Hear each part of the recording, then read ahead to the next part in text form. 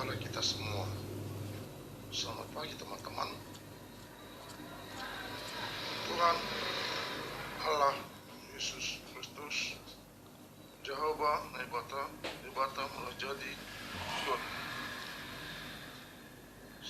Selamat pagi teman-teman. Kita ketemu lagi pagi ini bersama Dr. Horstman Tua Purba. Ya, Dr. Horstman Tua Purba, dokter yang kita banggakan bersama-sama. Ya, hari ini kita bertemu dengan Horstman Tua Purba. Kita akan menyaksikan acara yang sangat menarik. Lebih menarik dari acara yang sebelum-sebelumnya. Pertama, kita harus mengucap syukur kepada Tuhan karena rahmatnya dan lindungannya kita tetap bisa bertemu lagi. Ya, saya harap kita bisa mengandalkan Tuhan dalam setiap perkara, baik perkara kecil maupun perkara besar. Hanya melalui Tuhan kita akan mendapatkan berkat dan kemegahan. Untuk itulah kita harus mengucap syukur, memuji Tuhan sepanjang masa, dari awal dan sampai kesudahannya. Tuhan telah memberikan kepada kita hidup yang baik, lebih baik daripada yang kita rencanakan. Baiklah teman-teman, mari kita saksikan acara berikutnya. Hingga kini, aku aktif bergiat di bidang sosial, kepemudaan, pemberdayaan wanita, dan pendidikan untuk suatu misi. Ya, aku tak pernah berhenti percaya. Percaya akan panggilan untuk memperjuangkan sesuatu yang lebih besar dari diriku sendiri. Hak rakyat. Sejak kecil aku terbiasa untuk mengikuti Bapak bersosialisasi dengan masyarakat. Walau aku tak mengerti makna di balik itu. Aku hanya tertawa, bermain hingga tertidur di pangkuannya. Kini aku terbangun dan memahami apa artinya bermasyarakat. Membaur, melebur, belajar, dan bekerja bersama rakyat. Sekarang aku di sini, ingin mendaki lebih tinggi agar suara-suara sebelumnya lebih terdengar. Suara tangisan ketika pendidikan hanya berhenti pada kata mimpi. Suara ketika pemuda hanya berimajinasi tanpa ruang apresiasi. Suara ketika wanita tak layak menuangkan pemikiran dan menjadi objek diskriminasi. Takdir bukanlah warisan empiris melainkan naluri. Untuk berpihak pada mereka yang belum cukup didengar. Untuk menjadi suara bagi mereka yang terbisukan. Untuk bergerak bagi mereka yang terikat. Oleh karena itulah aku memilih masuk ke dunia politik. Karena lembaga legislatif adalah alat untuk memperjuangkan seluruh hak rakyat dan memeluk keberpihakan total kepada rakyat. To stand for those who cannot stand for themselves, and to speak for those who cannot speak for themselves. Namaku Meryl Rowi Saragi. Mungkin saat kecil aku sudah berlari menginjak halaman rumahmu. Maka izinkan kini aku berjuang bersamamu untuk membangun rakyat sejahtera. Coblos nomor 1, Meryl Rowi Saragi SHMH, Partai PDI Perjuangan, surat suara warna biru.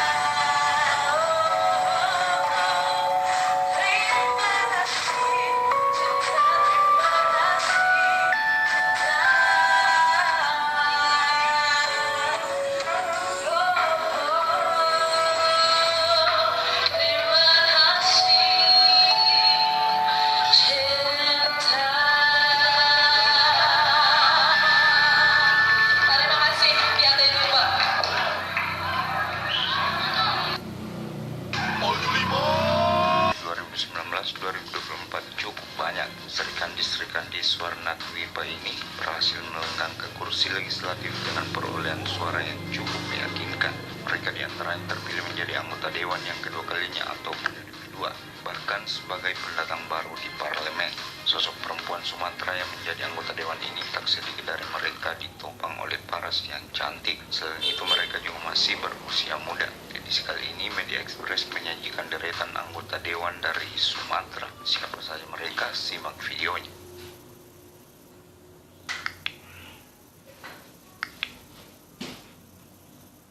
Meryl Rowley Saragi. Meryl Rowley Saragi adalah anggota DPRD Sumatera Utara dari fraksi PDI Perjuangan yang merupakan putri ketiga dari ex-ketua DPD PDIP dan DPRD Sumatera Utara 3 periode, Japorman Saragi. Meryl dikenal sebagai anggota dewan yang datang dari kalangan muda dan milenial. Ia juga pernah menjadi staf salah seorang wakil menteri luar negeri dan juga seorang pengacara. Meryl menyelesaikan sarjana hukumnya di Universitas Trisakti pada tahun 2011 dan meraih gelar magister hukum di Universitas Pelita Harapan tahun 2015. Meryl akhirnya menjajal kemampuan politiknya pada pemilihan legislatif 2019 lalu. Ia ditempatkan di daerah pemilihan atau Dapil Sumut II yang meliputi Medan B, yakni Kecamatan Medan Sunggal, Tuntungan, Johor, Maimun, Polonia, Petisa, dan Selayang. Di dapil ini dia menghadapi lawan berat, terutamanya dari internal partai sendiri, termasuk Baskami Ginting yang kini menjabat Ketua DPRD Sumatera Utara. Meryl yang mengandalkan suara dari kalangan muda dan milenial berhasil meraih 21.601 suara. Wanita cantik kelahiran 18 Mei 1990 itu kini duduk di Komisi A DPRD Sumatera Utara yang membidangi pemerintahan. Selain itu, ia juga menjadi anggota Badan Anggaran atau Banggar DPRD Provinsi Sumatera Utara. Karmila Sari. Karmila Sari adalah anggota DPRD Provinsi Riau dari Partai Golkar. Politisi cantik ini malang melintang di dunia politik Provinsi Riau sejak tahun 2009 silam. Karmila memulai karir politiknya dan menjadi anggota DPRD Kabupaten Rogan Hilir pada periode tahun 2009-2014. Ia kemudian melanjutkan menjadi anggota DPRD Provinsi Riau periode tahun 2014-2019. Ia pun terus bertekad melanjutkan perjuangan untuk Provinsi Riau dan Kabupaten Rogan Hilir. Pada pemilihan legislatif 2019 lalu, Karmila kembali percaya masyarakat Rogan Hilir menjadi anggota DPRD Provinsi Riau periode 2019-2024. Karmila maju di Dapil Riau 4 yang meliputi Rogan Hilir dan meraih 20.507 suara. Karmila saat ini resmi menjabat sebagai Ketua Fraksi Golkar DPRD Riau untuk sisa masa jabatan 2019-2024. Ia juga menjabat Wakil Ketua Komisi 3 serta anggota Badan Pembentukan Peraturan Daerah atau Pemperda DPRD Provinsi Riau. Anita Yasmin. Anita Yasmin adalah politikus Partai Amanat Nasional yang dilantik secara resmi sebagai Ketua Dewan Perwakilan Rakyat Daerah definitif termuda di Provinsi Jambi, bahkan se-Indonesia untuk periode 2019-2024. Anita Yasmin dilantik sebagai Ketua DPRD Batanghari saat usianya masih 24 tahun.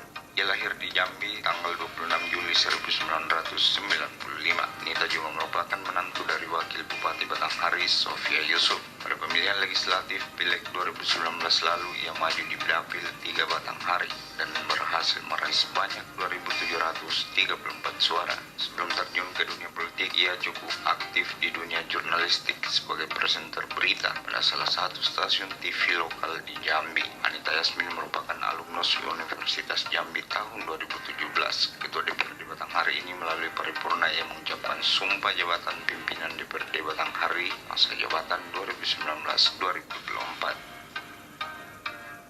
Esati Asafri. Dari 55 orang anggota Dewan Perwakilan Rakyat Daerah Provinsi Jambi, Esati Asafri tercatat sebagai anggota DPRD Provinsi Jambi termuda dengan usia 22 tahun. Anak dari Wali Kota Sungai Penuh Asafri Jaya Bakri tersebut juga berhasil meraih suara paling banyak, bahkan mengalahkan tokoh-tokoh politik di Provinsi Jambi. Di Pileg 2019, Esati maju di Dapil Jambi 4 yang meliputi Kerinci dan Sungai Penuh. Ia maju mengendarai Partai Demokrat dan berhasil meraih 33.191 suara. Perempuan kelahiran Jambi 14 Desember 1996 ini akhirnya menjadi legislator termuda yang kini duduk di DPRD Jambi. Saat ini Esati menjadi anggota Komisi 1 serta anggota Banggar dan Bapemperda DPRD Jambi.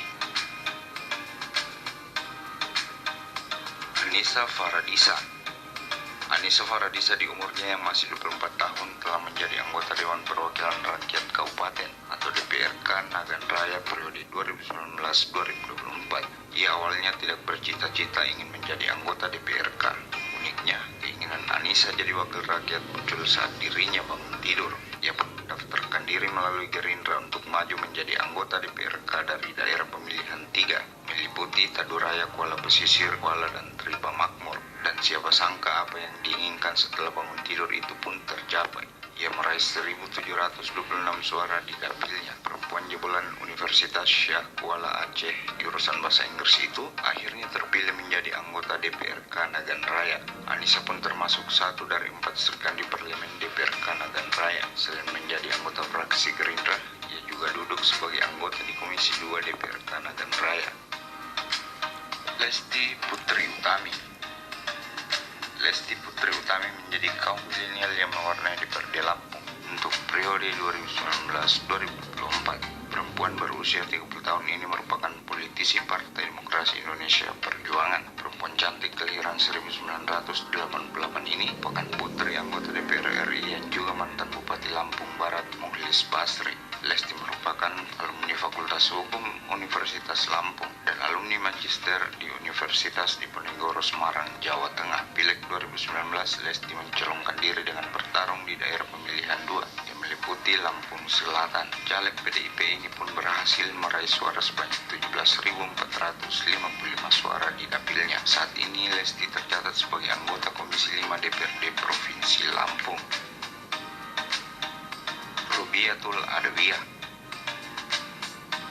Robiatul Adawiyah tercatat sebagai anggota DPRD Kota Bandar Lampung periode 2019-2024. Wanita yang masih single ini terpilih dari daerah pemilihan Dapil 4 yang meliputi Raja Basa, Kemiling, dan Langkapura melalui Partai Kebangkitan Bangsa. Wanita kelahiran Tanjung Karang 9 Desember 1996 tersebut membulatkan tekad untuk maju sebagai calon anggota DPRD Kota Bandar Lampung periode 2019-2024. Robiatul berhasil meraih 1.790 suara dan mengamankan satu kursi legislatif di DPRD Kota Bandar Lampung.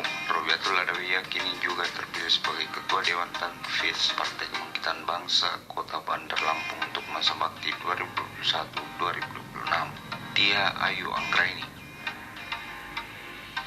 Anggraini merupakan anggota DPRD Provinsi Sumatera Utara periode 2019-2024. Ia merupakan wajah baru dari kalangan perempuan yang mengisi DPRD Sumatera Utara. Menariknya, Tia menjadi anggota dewan bersama dengan ayahnya Suryanto yang juga dilantik menjadi anggota dewan di DPRD Kota Medan. Tia maju di Pileg 2019 dengan mengendarai Partai Gerindra. Perempuan cantik ini bertarung di Dapil Sumatera Utara 1 yang meliputi Kecamatan Medan Amplas hingga Kecamatan Medan Timur dan meraih 18.431 suara. Ia pun berhak melaju ke Parlemen Sumatera Utara. Saat ini Tia menjadi anggota fraksi Gerindra di DPRD Sumatera Utara. Ia juga merupakan anggota Komisi C dan anggota Badan Musyawarah atau BAMUS DPRD Sumatera Utara.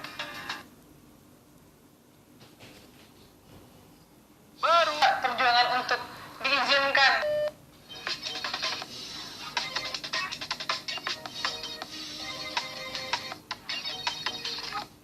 politik merupakan sarana bagi setiap warga negara, khususnya kaum milenial, anak muda, untuk memberikan kontribusi atau perubahan bagi setiap negaranya. Di sini kita kehadiran dengan sosok perempuan yang sangat inspiratif, sosok perempuan muda yang terjun dalam dunia politik. Nah, sebelum jauh kita ke dalam lagi membahas tentang perempuan dan politik, kita kenalan dulu nih Kak sama Kakak. Kakak itu masuk dalam anggota legislatif di mana, partai mana, dan tahun berapa gitu Kakak masuk dalam dunia politik? Oke, jadi pertama thank you Lucia udah diundang untuk mengisi konten YouTube pada sore hari ini. Sebelumnya perkenalkan diri saya, nama saya Meryl Rowli Saragih. Dan saat ini saya sebagai caleg terpilih DPRD Provinsi Sumatera Utara 2019-2024 dari Partai PDI Perjuangan. daerah pemilihan saya itu meliputi Sumut B ya. Sumut B itu ada 10 kecamatan: Medan, Tuntungan, Selayang, Johor, Maimun, Polonia, Sunggal, Petisah, Baru, Barat, dan Medan Havetia. Jadi ada 10 kecamatan dan 64 kelurahan yang waktu itu saya jalani selama masa kampanye. Jadi nih, kakak udah masuk dalam anggota legislatif, bakal dilantik kapan nih kak? Bulan September ya kalau nggak salah, cuman belum ada informasi resmi sih dari Setpan. Sekitar bulan September. Nah, kakak udah terjun nih. Sebelumnya kakak kenapa sih mau masuk dalam dunia politik? Keresahan apa yang kakak rasakan sehingga kakak tertarik untuk masuk dalam dunia politik? Jadi sebenarnya ini panjang ya kalau mau diceritain gitu. Kayak saya sendiri terekspos di dunia politik itu sejak usia saya 8 tahun. Karena orang tua saya, bapak saya juga waktu itu berpartai sebagai salah satu pegiat juga di tahun 98 itu PDI Perjuangan. Jadi dulu PDI, sekarang udah jadi PDI Perjuangan kan. Nah jadi dari kecil tuh saya udah sering dibawa sama bapak tuh kampanye ke kampung-kampung, karena kalau bapak saya tuh daerah pemilihannya dulu tuh di Siantar Simalungun. Sekarang kalau nggak salah tetap 33 kecamatan dari 98 sampai di kampus di SMA juga aktif berorganisasi, kemudian di kampus juga saya ikut parlemen, ya jadi sebenarnya justru pemilu pertama saya itu tahun 2009. Jadi saya dulu di Trisakti, ada pemilu parlemen namanya, parlemen. Jadi ikut, jadi suka aja, sebenarnya nggak pernah ada didorong sama orang tua sih. Gitu. Dari diri sendiri gitu ya? Iya, jadi ya itu karena lingkungannya terekspos gitu kan, dan di partai sendiri udah tahu dari kecil kan. Jadi dari situ saya kuliahnya di Jakarta sampai S2. Jadi dan di situ saya dulu sempat sih pernah jadi campaign manager salah satu kandidat presiden dari salah satu partai. Jadi saya terbuka karena waktu itu saya pergi ke 10 kota besar di Indonesia. Saya arrange lah ya kayak gimana pertemuan-pertemuan beliau dengan tokoh-tokoh masyarakat, kemudian hal-hal lainnya. Jadi terekspos gitu dengan Nusantara ya, dengan Indonesia. Saya ngelihat bahwa potensi-potensi di Indonesia itu sangat besar, tapi banyak sekali yang harus diperbaiki dan diimplementasi. Jadi tertarik sih, cuman waktu itu belum kepikiran mau jadi anggota dewan karena kayaknya masih muda ya, belum ada yang, jarang lah ya kayak yang saya pikirnya waktu itu mungkin ntar 10 tahun lagi, 15 tahun lagi gitu kan. Cuman di 2017 itu saya merasa terpanggil untuk pulang ya ke Medan waktu itu. Jadi sebenarnya udah cukup lama sih kayak panggilan itu datang, karena dulu memang saya punya misi ketika saya di Medan. Saya pengen keluar, saya ingin explore dunia pekerjaan, saya ingin melakukan banyak hal, karena sebelumnya saya bekerja sebagai pengacara dan juga di Jakarta dan bekerja di salah satu NGO. Itu saya hampir tiap tahun tuh ke luar negeri 2-3 kali minimal, keluar kota gitu. Jadi melihat dunia itu kayaknya pengen membangun rumah saya, kampung halaman saya dengan pengalaman dan informasi yang saya dapatkan gitu. Jadi setelah di sana 2017 pengen pulang, tapi awalnya nggak tahu mau ngapain nih Lucia, karena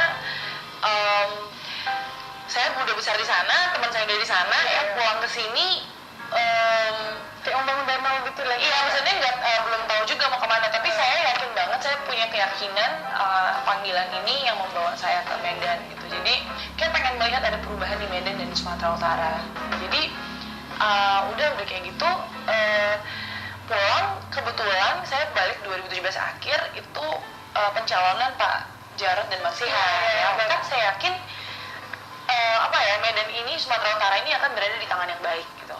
Jadi waktu itu pulang, padahal saya pulang tadinya nggak tahu mau ngapain, tapi setelah tahu ini, jadi saya bilang sama orang tua saya bilang, saya kumpulin teman-teman yang, yuk kita bentuk relawan untuk mendukung calon kita ini. Jadi singkat cerita kita buat relawan, waktu itu namanya Kawan Jarod Sihar, dan kita independen berjalan seperti itu, walaupun kita kalah ya, saya belum waktunya gitu. Jadi sedih, kecewa, tapi saya ngerasa kita punya basis yang cukup besar ya. Waktu itu kalau nggak salah 42% ya kita, atau Nggak terlalu jauh sih, Kak. nggak terlalu jauh ya, Iya, kalau nggak salah 40, kalau nggak salah ya, boleh dicek juga.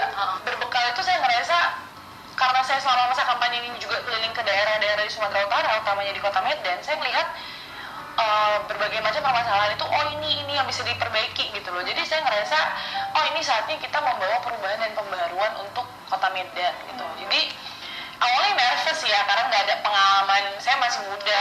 Kamu pikir aja ya, kayak perempuan muda gitu ya, istilahnya orang bilang pemain baru menghadapi incumbent dan senior itu.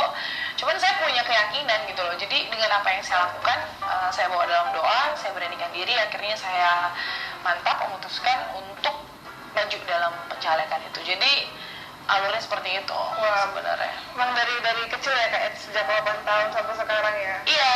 Terjun politik ya? Emang udah tertarik? Iya, jadi ada cerita lucu. Jadi kalau dulu sebenarnya pertama kali saya mencalonkan diri, kan saya harus bilang sama ketua partai, kebetulan ayah saya, bapak saya kan. Nah jadi pertama kali justru ketika saya mengutarakan niat saya, yang pertama kali orang yang tidak menyetujui itu adalah bapak saya. Ya. Jadi kita ngobrol gitu kan, dia bilang kok tiba-tiba misalnya kok ada apa gitu, kayak karena sebelumnya saya nggak pernah bilang punya ambisi atau pengen jadi anggota dewan gitu kan, karena saya cuma tahu kerja, berkarya, saya suka organisasi, suka bertemu masyarakat gitu. Cuman ya kamu pikirin lah gini segala macam gitu kan, tapi akhirnya saya nggak mau langsung frontal melawan atau gimana. Saya merasa saya punya hak untuk mencalonkan diri karena sesuai dengan persyaratan yang ada. Jadi Kak, benar ketika mau mengurungkan niat untuk terjun ke politik ditolak gitu sama orang tua. Iya. Jadi itu berat nggak sih Kak perjuangan untuk diizinkan gitu, sehingga nekat daftar sendiri terus baru dikasih tahu udah masuk ke dalam politik? Berat nggak perjuangan untuk meyakinkan orang tua? Iya, sebenarnya kebetulan waktu itu sebenarnya yang sangat nggak setuju tuh bapak ya. Cuman mama tuh ibu dia percaya saya bisa bekerja juga ya Kak ya? Tapi bekerja dalam ranah politik itu kan hal yang berbeda ya. Kalau ada yang bilang politik itu hitam putih, sekarang kawan besok lawan, yang ada yang kepentingan ya, itulah yang membuat mereka mungkin agak ragu, gimana ya bisa nggak saya bertahan di tengah-tengah arus yang sangat deras itu gitu. Saya pulang, saya daftar, dan saya nggak bilang waktu itu sama bapak saya, jadi saya cuma antar ke kantor DPD, terus ya udah sampai di CT keluar baru ya kita bicarain gitu. Akhirnya disetujui ya Kak ya? Ya disetujui. Jadi 2 bulan pertama sebenarnya bapak saya tuh juga masih kayak bisa nggak ya ini anak, bisa nggak ya gitu. Tapi karena dia lihat tiap hari saya turun, tiap hari saya ketemu konstituen masyarakat, saya kampanye, jadi dia mulai mendukung sepenuhnya gitu. Di bulan ketiga baru betul-betul mendukung sepenuhnya. Nah tadi kan Kakak ada bilang bahas tentang kampanye nih. Sebenarnya isu apa sih Kak yang Kakak bahas gitu di masa kampanye Kakak? Ada ya, jadi kalau saya ya dulu isu yang saya mau bawa itu adalah perubahan dan pembaruan gitu loh. Saya melihat banyak sekali masyarakat yang masih mendapatkan kesulitan dalam pengurusan kartu-kartu yang sangat mendasar ya, kayak buat KTP, kartu keluarga, kartu akta kelahiran, dan program-program pemerintah misalnya program PKH, KIS, KIP, PIP itu masih banyak yang kebutuhannya itu yang tidak bisa terpenuhi dengan baik karena sistemnya itu mungkin masih manusia ke manusia ya, jadi belum digital. Makanya kemarin Pak Jokowi sebutkan tentang digital melayani, itu saya sangat setuju. Pelayanan publik sih utamanya, mendasarnya itu adalah pelayanan publik gitu, baru kita bisa yang lain-lain ya, kayak banjir kan, jalan, infrastruktur itu kalau di dapil saya ya permasalahannya kebanyakan seperti itu. ada banyak bidang, tapi Kakak fokusnya di pelayanan Saya publik ya? yang saya pengen fokusin pelayanan publik, pendidikan, kesehatan, dan perempuan sebenarnya. Kalau Ini menarik nih Kak, kalau perempuan Kakak bikin apa? jadi kalau perempuan ya di Sumatera Utara salah satu tingkat partisipasi paling besar dan jumlah penduduk yang paling besar, apalagi nanti kita akan menghadapi demografi, bonus demografi itu ada anak muda. Ya benar. Jadi yang duduk di dewan itu adalah 100 orang ya, 100 orang. Dari 100 orang ini anak muda itu kayaknya nggak nyampe 10, apa 5 orang doang misalnya gitu ya. Kayaknya kalau muda itu kan 40 tahun ya kalau nggak salah, sampai 40 tahun. Sampai 40 tahun ya. Jadi sementara jumlah anak muda di Indonesia, di Sumatera Utara, itu besar jumlahnya. Saya nggak tahu berapa pastinya, nanti bisa dicek. Jadi gimana kalau nggak ada orang yang merepresentasikan suara itu di DPR, di parlemen dalam menentukan kebijakan dan budgeting, berarti nggak adil dong, bener nggak? Nggak adil dong kebijakan pemerintah itu. Yang kedua, perempuan. Kenapa sih perempuan maju? Kenapa sih harus ada keterwakilan perempuan? Perempuan itu jumlahnya di Sumatera Utara itu adalah 55%. Ya, 55% berarti lebih mendominasi daripada laki-laki. Nah, kalau nggak salah periode lalu perempuan itu juga hanya 13 orang. Iya, dari 100% berarti hanya 13%. Ya, berarti padahal jumlahnya paling banyak, tapi keterwakilannya paling sedikit. Bukan hanya di Medan juga, Sumatera Utara, di Indonesia juga ya Kak? Iya, gitu. Saya kalau di Indonesia nggak tahu. Nah, dan yang periode ini yang terpilih juga cuma 13 orang. Dan dari saya, PDI Perjuangan dari partai kita itu penyumbang perempuan paling banyak, ada 4 orang. 4 orang, dari berapa Kak? Dari 13 itu 4 orang dari PDI Perjuangan. Oh, iya. Nah, jadi di sini saya melihat bahwa yang mengerti perempuan itu kan perempuan ya sebenarnya. Tapi kalau kita nggak punya perwakilan di DPRD sana, gimana kebijakan ini bisa seimbang gitu dengan apa yang dibutuhkan oleh masyarakat gitu. Jadi emang karena banyaknya mayoritas kebanyakan perempuan dan terlalu sedikit yang berkontribusi gabung gitu, kakak terlihat mengambil isu perempuan. Iya. Jadi ketika kakak masuk kampanye nih, pernah nggak sih kakak ngalamin misalnya waktu masuk ke rumah warga pada dimintain uang gitu?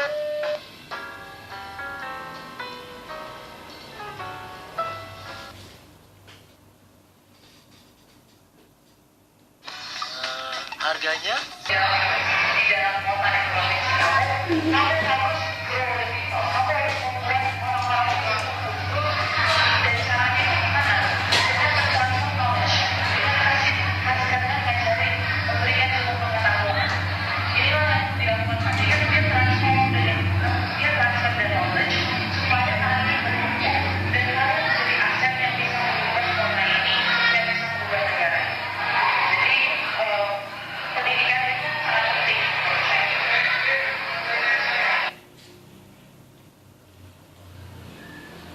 Itu saya targetkan berapa rumah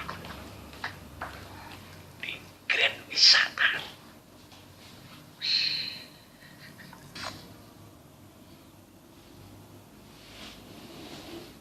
Oke, baik, kembali lagi di Lisa Chang Show. Kali ini episode yang luar biasa karena selama ini kalau narasumber saya kedatangannya adalah para pria, kali ini saya kedatangan seorang wanita yang luar biasa. Kalau Anda sering pantengin baik di koran atau karena selama ini kalau narasumber saya kedatangannya adalah para pria, kali ini saya kedatangan seorang wanita yang luar biasa. Kalau Anda sering pantengin baik di koran ataupun di televisi ataupun sering main media sosial, wanita ini udah sering kali kamu ketemuin karena kenapa? Beliau adalah seorang wakil rakyat. Menurut saya itu sangat aktif sekali berbagi kegiatan-kegiatannya dalam sehari-hari untuk menunjukkan bagaimana sih sebenarnya seorang wakil rakyat yang sebenarnya.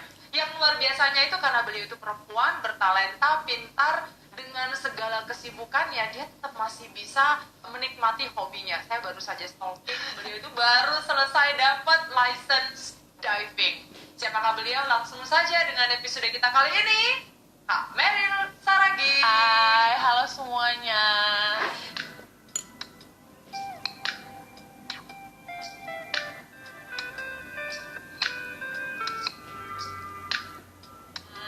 Gimana kabarnya, Kak? Baik, thank you for inviting me here. Thank you for coming tuh. Itu yang paling senang banget karena awal mulanya itu aku udah dari kemarin pengen banget bisa ngobrol sama Kak Meryl karena saya nontonnya itu cuma dari social media Angel dan juga sosial medianya Kak Meryl sendiri. Nah, hari ini mungkin Kak Meryl boleh ya berbagi. Boleh. Kita hari ini buka-bukaan, lebih tepatnya Kak Meryl akan sharing pengalaman hidup beliau. Dan biar anak muda yang saat ini mendengarkan ternyata jadi wakil rakyat itu gini loh, gimana sih kehidupannya? Kenapa pengen milih jadi wakil rakyat? Awalnya tuh sebenarnya kemarin pas daftar tuh nggak punya rencana sebenarnya untuk daftar jadi anggota dewan. Jadi aku tuh lahir besar di Medan sampai SMA, kuliah di Jakarta, terus aku dari 2007 di Jakarta sampai 2017. Jadi aku habis kuliah, aku kerja di Jakarta.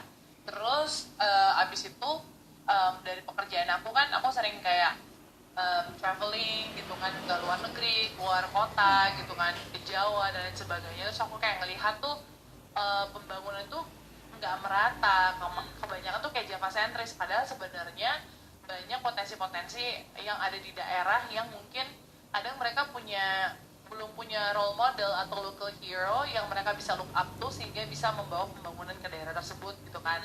Jadi aku dari 2017 tuh 16-an itu sebenarnya udah kayak aduh kayak pengen pulang nih, pengen I wanna contribute, pengen do something for Medan karena kan Medan is my hometown gitu. Cuman waktu itu kayak belum ada alasan. Jadi kayak aku dulu sempat kerja di law firm, sempat kerja di NGO dan I enjoy it so much gitu kan. Jadi kayak mau pulang tuh kayak karena kan aku memang sampai SMA di sini, tapi kan I grew up berarti kayak my circle tuh kebanyakan di Jakarta ya kan. Terus jadi kayak mau pulang itu walaupun it's like a hometown kan harus mulai pertemanan baru lagi, kenal orang-orang baru lagi gitu kan. Nah tapi I've been back and forth, cuman kayak 2016-17 itu kayak there's a calling gitu, kayak you have to go back, kayak you have to do something in Medan and you have to start something in Medan gitu kan. Jadi kesempatan itu datang waktu 2017 akhir itu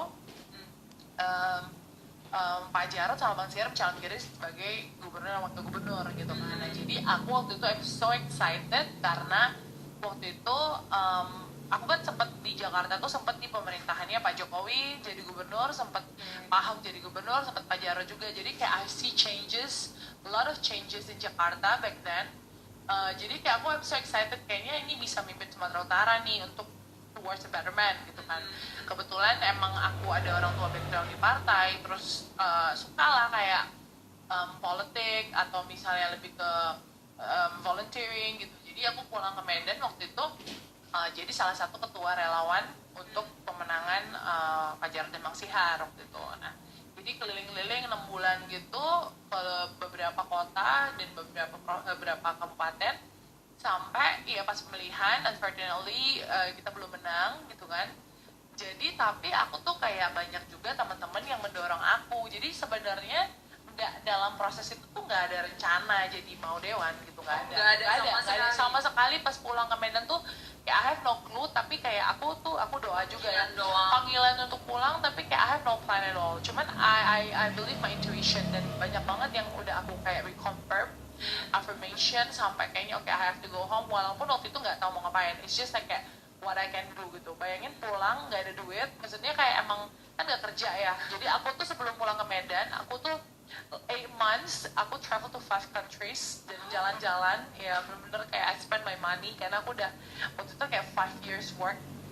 Jadi kayak aku udah I think kayak ini aku mau I just wanna enjoy myself dulu gitu kan. Jadi pas pulang tuh sebenarnya hanya sisa tabungan, terus kan 6 bulan volunteering ini kan aku I don't earn money gitu kan sebenarnya gitu kan. Jadi ya udah back then ternyata kayak teman-teman tuh banyak yang support kayak kenapa kamu nggak nyalek aja. I was 28 kan kemarin pas nyalek, terus aku mikir waktu nyalek 28 ya 28, terus kayak bisa nggak ya, misalnya ada yang milih gue nggak, karena kan aku kan udah di Jakarta 10 tahun gitu. Daerah pemilihanku Medan, dan maksudnya kayak loh emang orang bakal tahu nggak nih siapa. Aku inget banget tuh kan kita kalau nggak salah tuh pilgub itu bulan 6 ya, aku pendaftaran tuh bulan 7 atau bulan 8, bulan 9 tuh kampanye. Jadi kayak cepet banget. Nah jadi aku ingat banget pertama kali aku mau nyalon itu, aku bilang sama bapakku kan, terus aku dimarahin gitu kayak loh kamu ngapain nyalek kok baru sekarang, orang udah persiapan dari kapan gitu kan. Terus kayak bener ya, misalnya kayak mereka dia worry kan, umur segini kamu masih single lagi kan, kalau kamu di dewan gimana, nanti jodohnya gimana, terus, makin takut nanti pada that's all the stigma gitu kan. Terus ada juga yang aku tadinya juga sebenarnya kalau nggak rencana mau caleg aku mau belas 3 gitu kan. Jadi kayak bapakku tuh udah yang kayak ya udah sampai kayak gimana, masa kamu maju nggak, misalnya kayak awalnya tuh bener-bener nggak dikasih sama bapakku gitu. Yang support aku justru mamaku gitu kayak dan mungkin papaku tahu karena kan dia dulu di politik, kayak mungkin tanda kutip kejamnya dunia politik, dan dia ngerasa mungkin aku kan backgroundnya kan lawyering and then di NGO, nggak pernah di real world yang kayak it's like no rules at all gitu, mungkin kayak scary. Jadi tapi ya udah aku mendaftarkan diri jadi caleg gitu kan, dan awalnya memang banyak lah penyepelean gitu kayak perempuan, terus masih muda, single lagi. emang ngerti apa, bisa empathize nggak gitu buat orang, terus kayak ya banyak lah kayak stigma kayak gitu. Cuman ya aku mencalonkan diri, aku turun tiap hari ke lapangan, bener-bener extra work lah gitu kan, emang bener-bener turun sehari itu aku bisa 7-8 titik. Jadi aku waktu kampanye itu total hampir 400 titik lah gitu untuk nyalek. And then ya udah puji Tuhan aku kemarin dapat kursi pertama gitu. Oke. Nah ini kan berarti kan panggilan hati ya. Jadi ikut aja kata hati. Apa yang membuat sampai papa mengatakan ya udahlah bikinlah kamu nyalek gak apa-apa? Iya, emang nggak pernah oke gitu. Jadi dia nggak. Until today?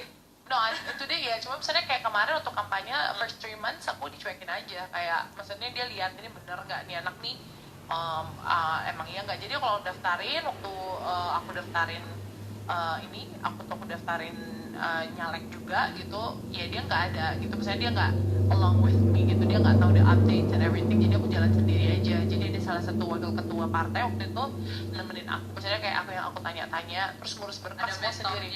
Ada, cuma aku ngurus berkas, tapi nggak bisa selama kampanye juga karena mentor aku juga nyalek gitu. Jadi aku kayak ngurus semua berkasku sendiri. Jadi nggak ada staff, nggak ada ngurus fotokopi ke KPU, daftar segala macam. Kalau itu belum ada staff ya? Yang ada lah, belum ada sendiri. cerita. Belum ada. Jadi semuanya dilakukan Ngurus sendiri. ngurus sendiri, Semua. sendiri. Nah, ada nggak ketakutan dari Kak Meryl sendiri bilang ini gue udah nggak kerja balik lama, aku harus lakuin ini, nanti kalau just in case nih gua Nggak menang Nggak gitu. menang. ada ketakutan itu? Ada. I'm afraid of. Sebenarnya ketakutan aku pertama tuh bukan kalau aku kalah menang akunya ya, tapi aku nggak mau. Jadi gini kan, funding dari kampanye kan it's my dad's money gitu kan, and the support of family. I just don't wanna let them down aja gitu. Kayak maksudnya takut untuk ya misalnya gini, kita manusia ya, gagal itu hal yang biasa gitu kan, menang kalah itu hal yang biasa. Cuman nggak tahu ya, I just have this faith gitu, it's like an anchor to my soul that when God's called me to do this, He will prepare everything gitu loh. Jadi makanya yang pertama I need to make sure dulu this is my calling, this is what God's want me to do in this life gitu, in this season, and then I move forward gitu loh. Jadi aku pergumulan lamanya tuh sebenarnya di make sure that this is decision gitu loh. Jadi when udah oke, itu nggak ada kata kalah sebenarnya kalau di my mentality gitu kan, kayak there's no way that I'm gonna, tapi juga nggak at all cost loh Mbak Lisa gitu loh. Jadi I follow the rule, kayak kita benar-benar fair play, kayak benar-benar turun ya. I mean like kayak Ini yang aku dengar sih, jadi aku kayak penasaran pengen ketemu langsung, ngobrol langsung gitu. Iya, so kayak aku nggak I'm not gonna kayak I wanna win at all cost, nggak gitu, kayak at all cost, tapi kayak kasih yang terbaik tapi sesuai dengan sesuai dengan rules yang ada. Dan ketika aku duduk di sini, orang tahu bahwa I work really hard for it gitu, bukan kayak dikasih atau ada yang lain-lain. Give some money dan you Nggak ada, bisa dicek. Setiap saya kampanye, saya turun, saya nggak pernah ada ngasih uang ke masyarakat gitu loh, kecuali kalau misalnya operational cost, dan itu emang kalau tim kan kayak tim saya gaji professionally Mbak. Jadi bukan kayak proyek thank you yang kayak supaya nanti takutnya ada beban politik kan di saya kalau misalnya kita duit kayak, kecuali relawan banyak banget bantu emang karena they believe in me and they support me, kayak banyak keluarga juga yang bantu kampanye. Tapi operational cost of course ada makan minum, pulsa, transport, ya biaya kantor, percetakan, segala macam pasti ada cost kalau misalnya politik gitu. Nah, itu kan awalnya itu memang hanya panggilan karena di Jakarta begitu lama dan lihat perubahan yang luar biasa di Jakarta pada kala itu, dan terus pengen I want to do something nih in Medan. I wanna be a part of the change and the transformations of Sumut dengan menjadi bagian dengan awalnya itu gitu. I wanna be a part of the change. There's no. Apa yang di benak Kak Meryl pada saat bilang I want to change something in Sumut? Pada kali itu pengen change apa sih sebenarnya di Sumut? Change the system. Gini. Jadi I always believe that if you want to transform the nation, you have to start small by you have to grow the people. And if you want to grow the people, you have to transfer the knowledge. Jadi you have to invest in people. Kalau aku sih itu. So apa sih yang mau diubah itu adalah maybe the growth mindset of the people kan, orang-orangnya dulu. Jadi kita jangan muluk-muluk ngomong berubah kota gitu loh. Kota itu kan isinya individual, so you have to start with the people gitu loh. Ya maksudnya as simple as kita jadi contoh aja dulu, you walk the talk gitu loh. Nggak usah mikir yang mau ngubah banget, you just walk the talk, and it's not easy, I know gitu loh. Apalagi kan mungkin kadang value systemnya udah beda juga ya Mbak Risa. Maksudnya value system yang what I believe dengan what they believe itu beda. Dan yang paling gampang sebenarnya untuk change the value system is be the change that you want to see, be the people of value. Jadi orang yang membawa perubahan itu dengan menjadi the example yourself gitu. Iya, no wonder yang kalau saya nggak salah, kalau Kak Marilyn memang sangat fokus di dunia pendidikan. Iya. Makanya kenapa change the mindset ada MRS Foundation, Yes. terus belakangan baru ada bagi beasiswa ya. Iya, ada MRS Foundation. Ada orang yang juga beasiswa. Iya. It's good gitu. Jadi mungkin setiap wakil rakyat akan fokusnya beda. Saya melihat sepertinya Kak Meryl sangat intens di pendidikan. Iya, aku fokus sebenarnya kan. Jadi kalau di DPR itu ada komisi ya. Komisi itu kayak pembagian bidang-bidang. Jadi aku sebenarnya di komisi A bidang pemerintahan gitu kan. Mitra-mitra kerja aku tuh bukan dinas kependidikan, enggak. Cuman aku kayak jadi aku what's my passionate about itu adalah growing the people gitu. Be it in education boleh dari segi formal informal. Jadi mungkin kayak kita bisa kerja sama juga, menentang bisa bantu orang untuk public speaking, you know what I mean. Jadi kita di beasiswa Merit Foundation ini, kenapa aku kasih beasiswa? Karena I believe that education can change the path of the people, benar kan? Education gitu loh. Dan aku selalu bilang gitu, I'm the product of education gitu loh. Aku S1, S2 dan not only formal education but informal education gitu. Karena aku suka ikut kelas-kelas baik itu online atau offline gitu kan. Dan jadi aku mikir, aduh gue daripada gue nggak mungkin dong aku bisa reach out all the people. Mungkin sekarang dengan teknologi bisa dengan video and everything, tapi kan kita harus punya orang atau ambassadors yang bisa langsung tap into the tap into the problem, make a solutions, and you know kayak langsung change the society gitu kan. Nah jadi that's why aku bikin MRS Foundation ini self funded Mbak Risa. Jadi aku masih self funded dan kita rencananya mau open donation nanti. Jadi aku ngasih mereka uang tunai untuk bantu sekolah. Tapi the most important thing for me is mentorship. Jadi aku ada kemarin kayak beberapa teman jadi ada beberapa teman yang voluntarily secara sukarela itu mau kasih ke mereka. Jadi ini kan proses seleksi ini juga panjang Mbak Risa. Jadi aku pertama itu kayak mereka kirim berkas, seleksi administrasi, kemudian dipilih dari 67, kemarin ada 15. Buka seluruh Indonesia? Masih Kota Medan aku. Masih Kota Medan. Ya. Jadi boleh kuliah di luar, tapi dia harus KTP Kota Medan. Oh, jadi mungkin teman-teman yang saat ini dengerin, kalau memang adalah KTP-nya Kota Medan, pengen dapat dari MRS Foundation, follow aja Instagramnya. Iya, MRS gitu. Foundation. Ya, jadi maksudnya kenapa? Karena kan aku daerah pemilihanku di Medan. So first I wanna give back to my constituent dulu gitu kan di daerah Kota Medan. Nggak masalah sih kuliah S1, 2 atau S3. Jadi mulainya tuh dari semester 5 S1 boleh sampai S3, terserah mau kuliah di mana, tapi dia harus penduduk Kota Medan gitu. Intinya KTP Medan. KTP Medan. Dan terakhir mereka setelah ikutin banyak mentorship aku, kita pasti juga ada satu project. Jadi kan aku kan ngasih mentorship dan ini for 6 months. Jadi mereka tuh bulan 12, ini udah bulan ketiga. Jadi nanti di akhir ini mereka harus misalnya ada berapa kelompok. Aku kemarin bilangnya sih 2 kelompok kan 10 orang ya. Jadi bikin masing-masing social project gitu loh. Jadi apa yang you wanna give back to the society dari yang ikut. Jadi ketika aku turun, ikut reses, pasti mereka juga kita undang. Terus kemarin ada tentang leadership, terus ada tentang bukan public speaking ya, ada branding juga, terus ada tentang kayak self development gitu kan, terus misalnya tentang video editing. Kita skills yang kita rasa cocok sama mereka, kita bisa hubungin sama mentor yang mau voluntarily ya, mau wanna give back juga. Jadi kita kasih mereka itu orang-orang yang tepat, karena udah kita seleksi juga kita udah nurture juga gitu. Jadi ketika mereka selesai gitu, mereka punya value yang baik, yang benar gitu ya, and then they wanna give back to the society. Jadi per 6 bulan. Rencananya itu aku bakal buka lagi tuh bulan 5 atau bulan 6 untuk penerimaannya itu di bulan 7 gitu. Biasanya setahun dibuka berapa kali?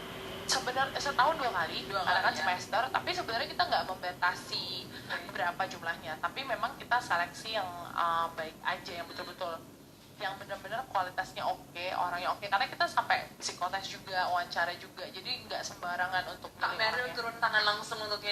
orang kalau misalnya untuk di signing MOU terus kayak prosesnya kita Itu ikutin, pasti ada. itu pasti ada, cuman ada tim, cuman kalau misalnya proses interview tim juga, cuman kalau udah ketemu sama orangnya kita ngobrol lagi tuh aku pasti. Oke. Baik, jadi berarti bisa dibilang awal perjalanan Kak Meryl terjun ke sini memang bukan karena paksaan orang tua, walaupun Iya sih. papa backgroundnya, karena saya pernah dengar papa backgroundnya Iya, di politik iya. gitu, bukan karena orang tua, tapi memang purely karena halo saya lihat Jakarta can do some change, Iya, I need iya, to iya, do something in Medan gitu. Yes. Dan calling only, dan setelah pulang kebetulan pula teman-teman sangat mendukung, dan at the end setelah menang. Nah setelah ini udah benar-benar terjun nih, udah benar-benar terjun, ada merasa kecewa nggak? Aduh tahu gitu kalau salah kemarin Enggak sih, kalau kecewa nggak usah di sini sih enggak ya, karena aku udah memilih politik sebagai jalur pengabdian ya. Kenapa sih di sini sebenarnya you can do so much things through through politics, apalagi lembaga legislatif ya. Jadi kayak aku ingat banget ya waktu itu kayak Pak Ahok tuh pernah bilang gini, kamu kalau misalnya jadi pengusaha, kamu punya uang sekian, kamu cuma bisa kasih makan atau kasih bantu berapa orang, tapi kalau misalnya kamu masuk di pemerintahan dan kamu bisa mengawasi, atau kalau di eksekutif bisa mengeksekusi this amount of money, kamu bisa impactful to so many people. Dan misalnya kamu bisa mengawasi anggaran ini, kalau nggak dievaluasi nggak tepat sasaran, kamu bisa pindahin kemana-mana. I mean like banyak, there's so much thing that you can do if you are going to the government gitu, get into it gitu. Cuman aku sih sebenarnya lebih banyak yang hal-hal yang di luar ekspektasi aku, bukan kecewa ya, cuman kadang iya kok kayak gini gitu. Kadang-kadang kan kita kayak di DPR itu ada 100 orang anggota yang kolektif kolegial, nggak semua orang tuh punya visi misi yang sama, nggak semua orang punya frekuensi dan value yang sama. Kadang frustasi juga ya Mbak Lisa, apalagi kita muda terus kayak bersama dengan mungkin lebih senior. Iya, orang yang lebih senior yang mungkin kita pandangan kita terhadap suatu hal berbeda gitu. That's why kadang-kadang kalau aku mentok di DPR, makanya aku punya wadah tadi namanya MRS Foundation dan Medan Creator Space. Jadi kalau nggak bisa terrealisasi dari lembaga legislatif ini, udah top banget ya. jadi aku kayak udah preparing this platform untuk oke, kalau orang lain mau bantu, kalau aku langsung kan riskan ya Mbak, karena kan aku anggota dewan. Benar. If people give me money kan takut gimana Habis kumpul yes, ada nanti kayak gratifikasi atau apa gitu. Jadi aku bikin MRS Foundation as a platform, legal and legit platform. Ada NPWP, ada aktanya, ada pengurusnya, ada rekening yayasan. Ya, rekening yayasan. Jadi kalau misalnya orang mau bantu konstituenku atau orang lain tuh bisa go through the foundation. Dan ya udah, jadi kan itu dikelola secara transparan dan akuntabel, dan mereka bisa tahu uangnya kemana dan buat siapa aja. So kayak aku nggak ngurusin itu, so kayak I can still do the charity karena aku tahu the constituent yang need it gimana. Kadang-kadang kan kayak Mbak Lisa kan pengen, itu tuh pasti selalu ada urgency, gue pengen give back nih, gue pengen donasi kemana ya. Karena kan paling gampangnya mungkin ya ke yayasan, ke panti asuhan gitu, you know, kayak kasih ke situ aja, because you know that's your audience gitu kan. Tapi kan kalau misalnya you wanna do specifically, gue mau kasih, misalnya gue ada baju nih, gue ada untuk kesehatan nih segala macam, you can deliver it to my foundation. Kenapa? Karena kan saya tiap rutin turun ke masyarakat, saya tahu oh masyarakat ini tuh butuhnya apa. Kalau misalnya kamu mau ngasih buku atau education, kamu bisa kasih ke sini, karena kita punya tim di setiap kecamatan dan kelurahan. Jadi you give it to the right people gitu. That's what my vision gitu loh. Dan kita sebenarnya memang fokusnya ke education. Jadi kita juga ngasih beasiswa ini, misalnya ada recommendation, kayak kita ada murid berprestasi, dia kan butuh rekomendasi misalnya dari misalnya orang yang public figure atau prominent person, jadi aku bisa pakai, aku sebagai anggota dewan merekomendasikan dia. Jadi ada beberapa yang dapat beasiswa itu juga gitu. Nah, jadi itu that's MRS Foundation. Like satu lagi Medan Creator Space itu sebenarnya itu dulu posko pemenangan aku, Mbak Lisa. Jadi setelah aku menang itu kan 3 lantai, so I think I wanna give it back lagi to the society. itu sih semacam kayak working space, kayak balai latihan kerja gitu. So semua orang yang open for public and it's free.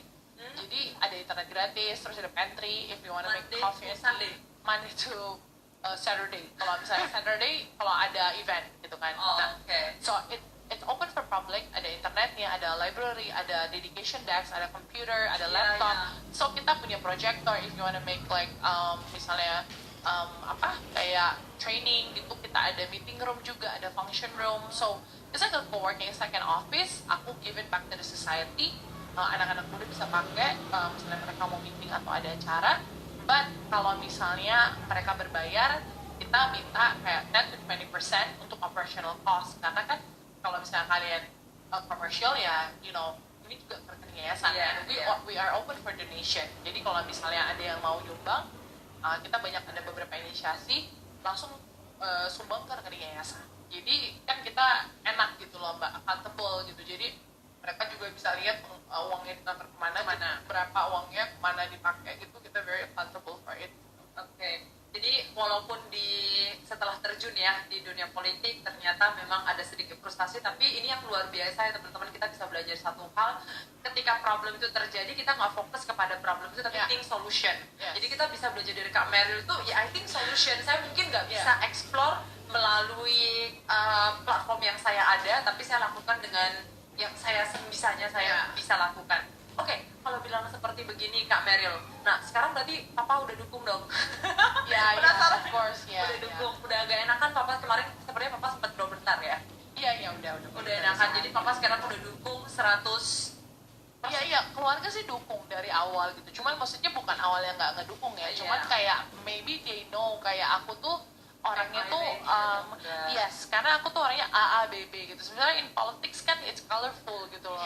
Aku kan black and white gitu. In politics it's colorful, dan kayak aku kan selalu my heart is always I wanna give back, kayak pengen membangun. Tapi kadang-kadang kan nggak semua orang punya value yang sama gitu loh. And then kayak banyak mungkin intrik atau scandals atau whatever yang aku kan taunya mungkin lurus-lurus aja gitu. Maybe kayak he's afraid kayak bisa nggak nih gue mentoleransi hal-hal yang kayak gini yang gue nggak biasa nggak biasa facing gitu. Setelah 2 tahun begini udah dijalani nih. Nanti setelah habis periode ini berencana lanjut ke tahap yang lebih. Jadi saya udah duluan Meryl sebelum saya jadi anggota dewan. Ya justru kamu pertanyakan nggak sih kalau perempuan single gitu terus nggak ngapain-ngapain, you wanna be with that woman? But again, your happiness doesn't have to be approved by people.